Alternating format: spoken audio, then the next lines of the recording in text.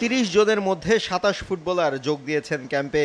একজন যোগ দিবেন শনিবার, আর ইতালি থেকে সৌদি এসে ১০ মার্চ দলের সঙ্গে যোগ দিবেন ফাহমিদুল। ইংলিশ প্রিমিয়ার লিগে খেলা হামজা চৌধুরী যোগ দিবেন ১৮ মার্চ। এই হামজার অন্তর্ভুক্তি দলের ফুটবলারদের মাঝে এনেছে বাড়তি উৎসাহ, উদ্দীপনা আর বাড়তি মনোবল নিয়ে ভারতের বিপক্ষে হাই ভোল্টেজ ম্যাচের প্রস্তুতি শুরু করতে যাচ্ছে বাংলাদেশ দল। নতুন একটা যাত্রা শুরু করতেছি ইন্ডিয়ার ম্যাচ সামনে রেখে। সো ওভারঅল যেহেতু নতুন করে কিছু নতুন প্লেয়ারও টিমের মধ্যে আসছে, বিশেষ করে হামজা চৌধুরী টিমের মধ্যে আসছে।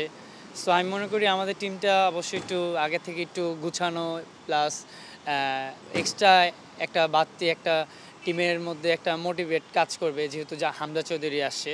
সো আমি মনে করি আমাদের টিমটা যেভাবে লাস্ট কিছু বছর অনেক ভালো খেলছি আমরা, আমি মনে করি সেম জিনিসটা আমরা আরও এক স্টেপ কীভাবে সামনের দিকে এগিয়ে যাওয়া যায়, সো ওই লক্ষ্যেই থাকবে। আর ইন্ডিয়ার ম্যাচটা আমাদের মনে করি আমাদের খুবই ইম্পর্টেন্ট একটা ম্যাচ।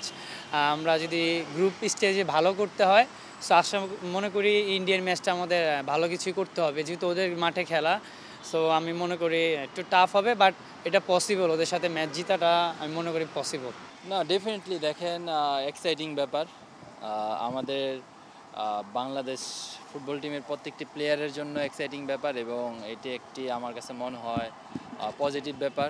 কারণ তার খেলা আমি লিস্টার সিটি থেকে অনেক আগে থেকেই দেখি, যখন সে প্রিমিয়ার লিগ চ্যাম্পিয়ন হয়। তো এটা আমার কাছে মনে হয় যে আমাদের ফুটবলের জন্য বড়ই একটি ব্যাপার এবং বড় একটা পজিটিভ ব্যাপার। তো অবভিয়াসলি আমরা সবাই আশা করি তাকে হেল্প করতে পারবো, এবং যে সে যখনই আসবে আমাদের সাথে জয়েন করবে, যত তাড়াতাড়ি সে আমাদের সাথে অ্যাডাপশন হতে পারে, এটার জন্য আমরা সবাই চেষ্টা করব। দিন পাঁচেক দেশের মাটিতে অনুশীলন শেষে সৌদি আরবে কন্ডিশনিং ক্যাম্প করতে দেশ ছাড়বে জাতীয় দল। সেখানে কমপক্ষে 2টি প্রস্তুতি ম্যাচ খেলবে কাবরেরার শিষ্যরা। আমরা নতুন শুরু করতে যাচ্ছি। হামজার অন্তর্ভুক্তি দলের জন্য বাড়তি পাওয়া। আমরা সৌদিতে কন্ডিশনিং ক্যাম্প করব। সেখানে 3টি ম্যাচ খেলার আগ্রহের কথা আমরা জানিয়েছি, তবে 3টি না হলেও 2টি ম্যাচ আমরা সেখানে খেলব। শনিবার থেকে বসুন্ধরা কিংস এরেনায় শুরু হবে মাঠের অনুশীলন। মাহফুজুল ইসলাম, RTV, ঢাকা।